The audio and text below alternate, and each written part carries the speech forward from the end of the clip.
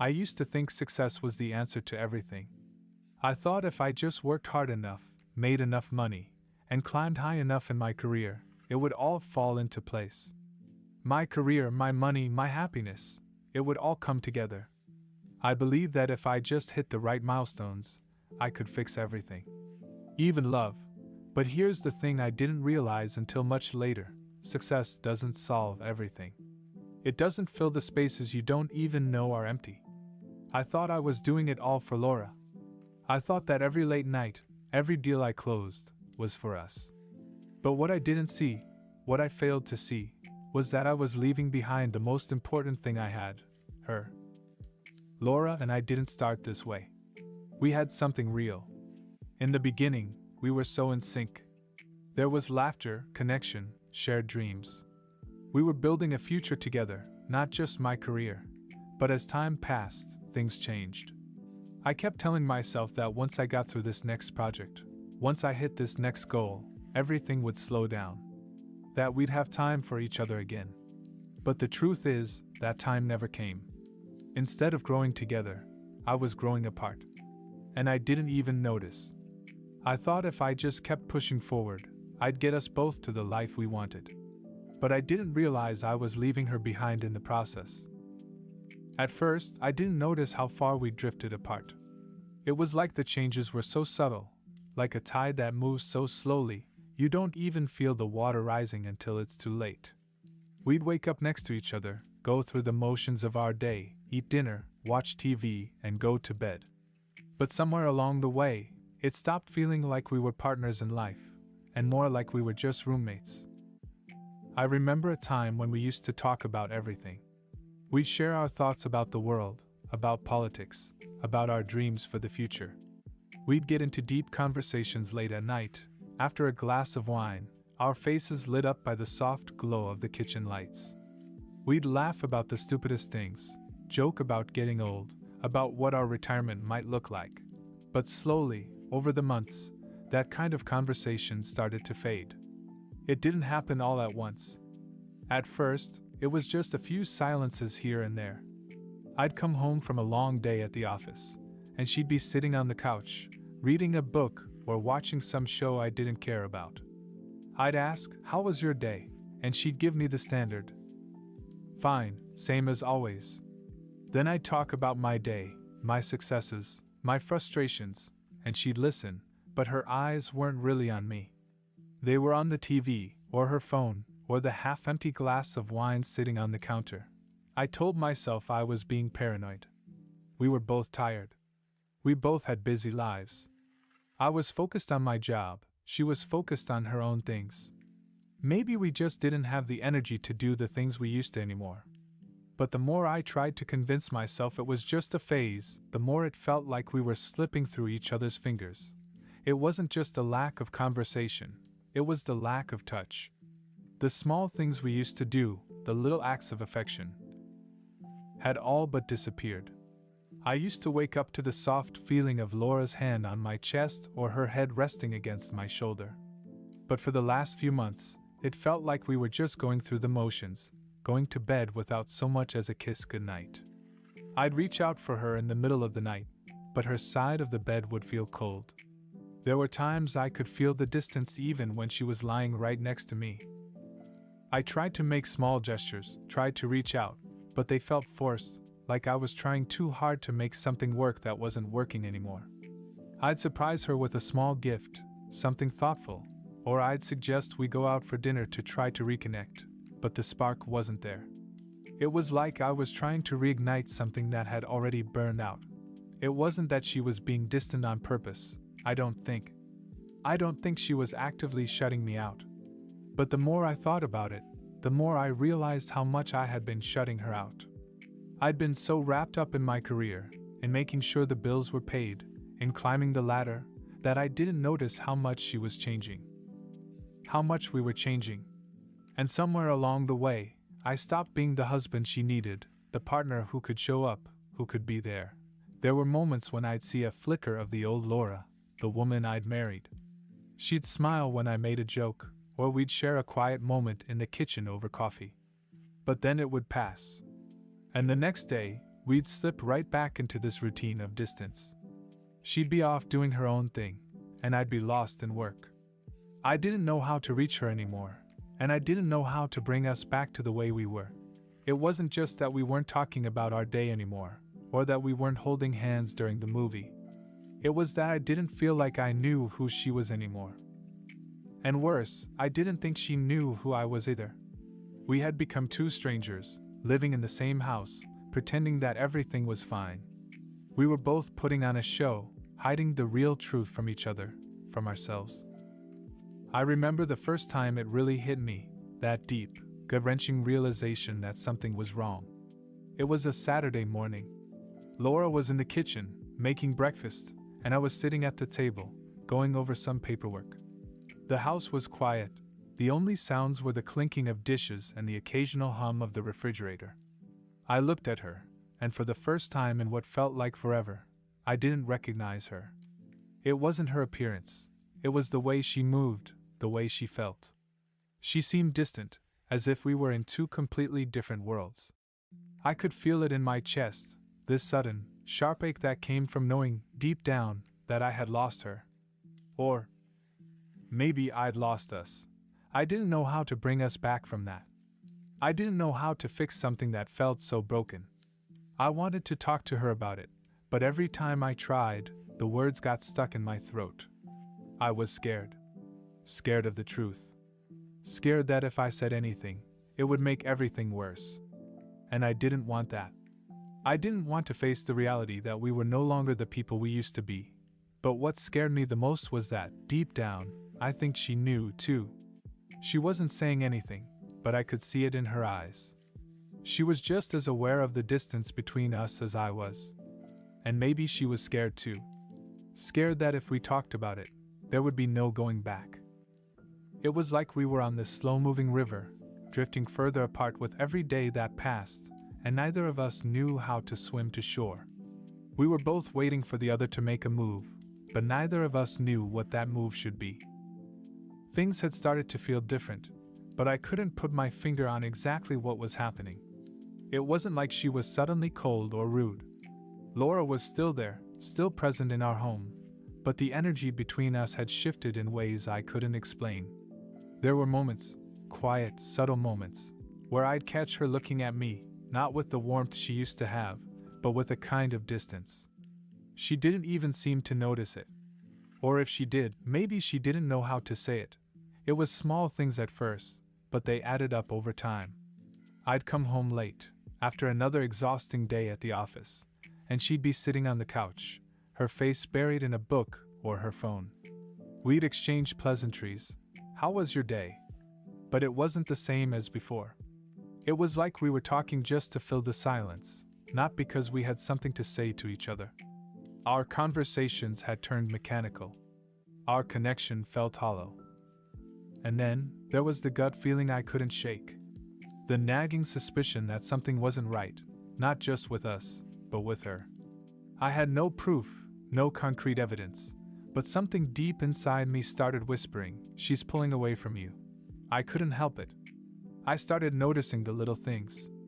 The way she didn't look at me the same way anymore, like I was just someone who shared the same space, not the man she loved. The way she'd say, "I'm fine," but her eyes would say the opposite. She'd go to bed early or spend more time alone, and I couldn't understand why. I thought maybe I was imagining things. Maybe I was just tired and projecting my own insecurities onto her. But I kept coming back to that feeling, that she was distant, pulling away. I began to think, what if she's not happy with me anymore? What if she's fallen out of love with me and just doesn't know how to say it? Those thoughts plagued me every day. And even though I didn't want to admit it, the fear started to eat away at me. I was terrified that my suspicions were true. What if she didn't love me the way she used to? What if she wasn't happy?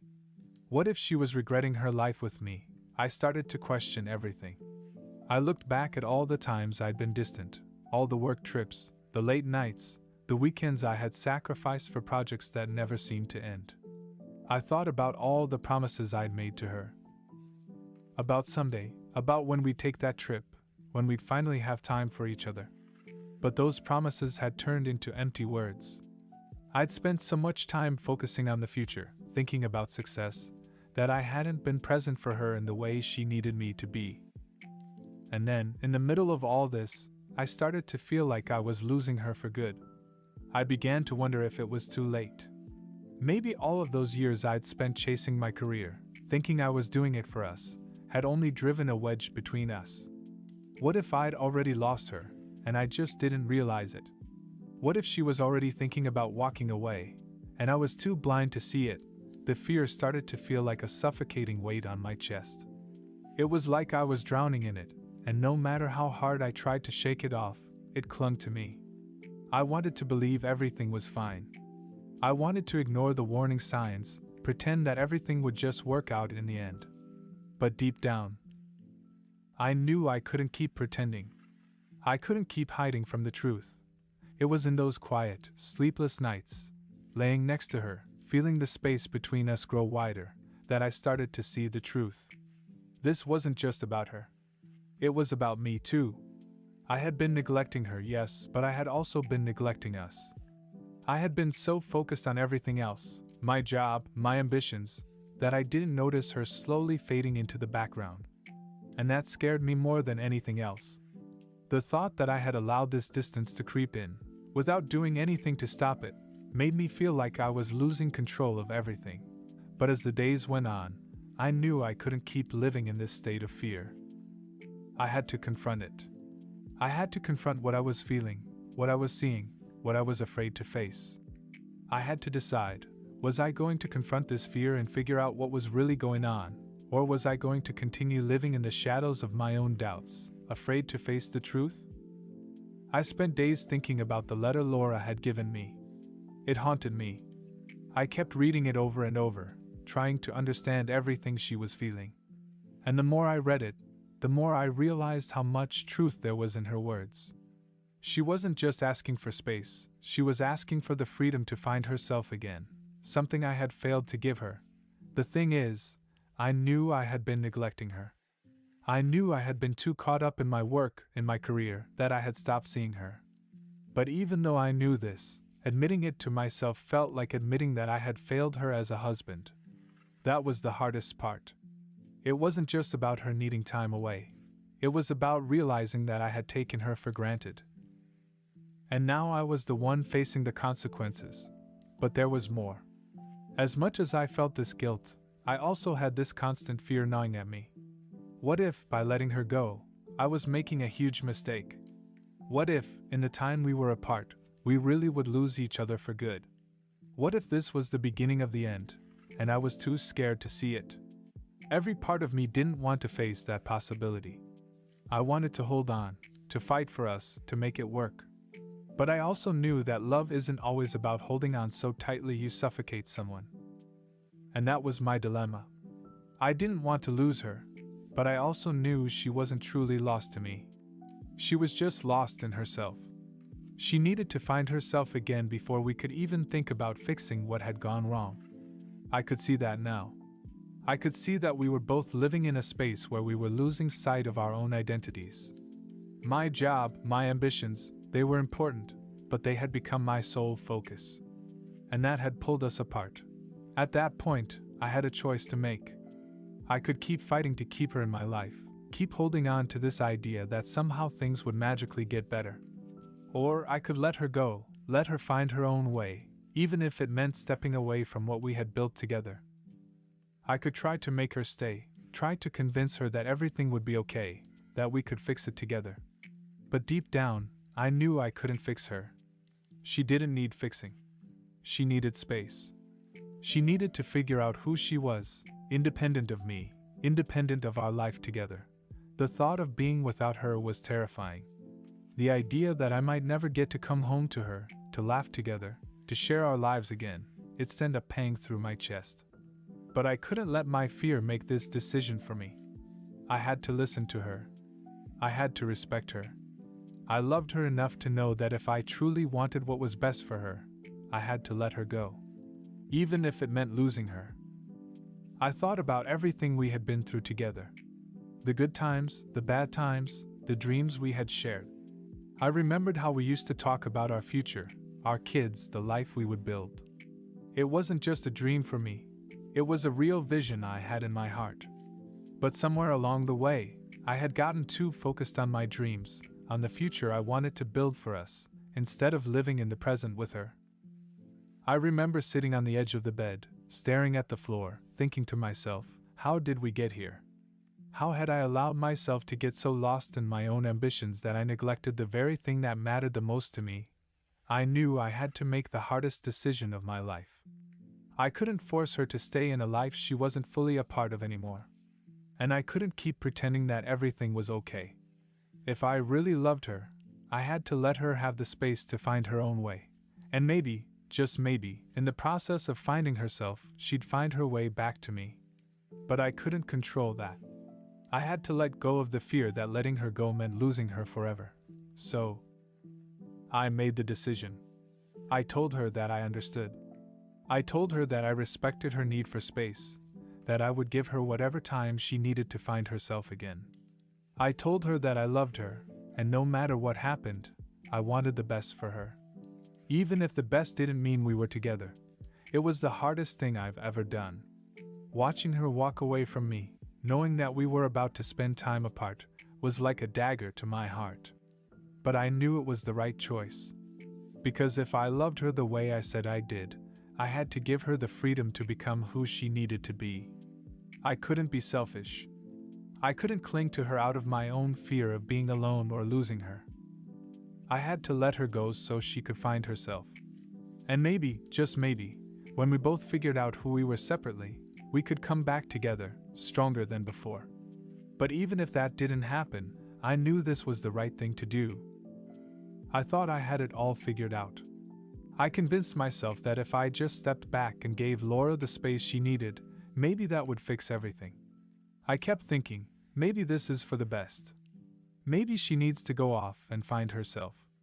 Maybe she'll realize that this relationship, this life, is all I can offer right now. But then came the day she handed me a letter. It felt like my heart dropped straight into my stomach when she said, "I think you should read this." I wasn't ready for it. I thought she was going to say something like, "I need space," or worse, "I think we should break up." And I'll admit I was scared. I opened it slowly, and as I read her words, it felt like my entire world shifted. But not in the way I thought it would. You see, I had convinced myself that I was the problem, that everything I was doing, or not doing, was pushing her away. But as I read through the letter, I realized I had completely misunderstood her. I thought she was unhappy with me. I thought she was frustrated with my work habits, my late nights, my constant drive for success. But it turns out, she wasn't angry with me at all. Her words were raw, vulnerable, and they shook me to my core. She said, "I don't want to leave you because of your work. I want to leave because I'm losing myself. I'm not the woman you married anymore. Somewhere along the way, I stopped being me. I've spent so much time trying to support you, trying to be there for you, that I forgot about who I am. I'm not blaming you for that. I don't want to blame anyone. I just need to find myself again." And in that moment, everything clicked. She wasn't pulling away because of me or because she didn't love me. She was pulling away because she had lost sight of herself. I could feel the sadness in her words, the pain of realizing she wasn't the person she used to be. And I realized something. I had been so wrapped up in my own struggles and my own sacrifices that I didn't see she was struggling too. I remember the last part of the letter clearly. She said, "I need to rediscover who I am, outside of you, outside of the life we've built. I need to learn how to be me again before I can be the partner you deserve." Those words hit me harder than any confrontation or argument ever could. She wasn't asking for a divorce. She wasn't giving up on us. She was asking for space, time to reconnect with herself. She needed to grow, to figure out who she was without being defined by her role as my wife or the woman behind my career. I was shocked. I had no idea she was feeling this way. All I saw was her support for me, her love for me. But the truth was, I had been so focused on us as a couple that I forgot she was an individual first. And now, I had to face the reality that in my pursuit of success, I had neglected her own personal growth. It's hard to admit this, but in that moment, I realized I had been so busy climbing the ladder of my career, thinking about the future, that I wasn't present for her. I wasn't even listening to her. And she was right. I had become so absorbed in my own journey that I never stopped to ask her how she was doing, how she was feeling. I didn't know what to say. I didn't know how to respond. But I knew one thing. I had to respect her decision. I couldn't make her stay, and I couldn't fix this by just telling her how much I loved her. She needed space, and if I really loved her, I had to let her have it. Even if it meant being apart. I realized then that this wasn't about fixing our relationship in the way I thought. It was about giving her the chance to rebuild herself, to rediscover her own identity, her own voice, and her own path. It wasn't about saving us right then and there. It was about saving her. Because without her own sense of self, there was no way we could truly be happy together, not in the way we both deserved. I had to let her go, for her. Because real love isn't about holding on so tight that you suffocate the other person.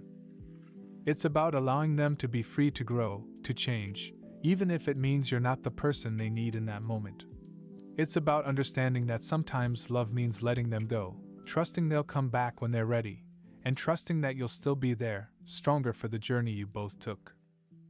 After everything that happened, I started to focus on myself. I had to figure out what I wanted outside of work, outside of my marriage. I had to rediscover who I was without Laura by my side. I wasn't ready to date again. I wasn't even sure if I ever would be. But I knew that I couldn't keep living in the same way. I needed to learn how to balance my ambition with everything else that truly mattered. I still loved Laura. I still cared about her. But I needed to let myself grow as well. And I needed to be the best version of myself before I could be the partner she deserved. In the end, I learned something important. Life isn't about finding someone to complete you. It's about growing together, or sometimes growing apart. And that's okay. Relationships don't always last forever, but that doesn't mean they're failures. What matters is that you loved, you learned, and you grew. For me, I'll always be grateful for the time I had with Laura. For the lessons, the love, the memories. And even though we're not together right now, I've learned that love is about freedom. Freedom to grow, to change, to become who you were meant to be, whether that means you stay together or not. So, here's the thing I've learned. Life isn't about finding someone to complete you. It's about loving each other enough to let go, and trusting that if it's meant to be, you'll find your way back to each other. And maybe, that's the real success.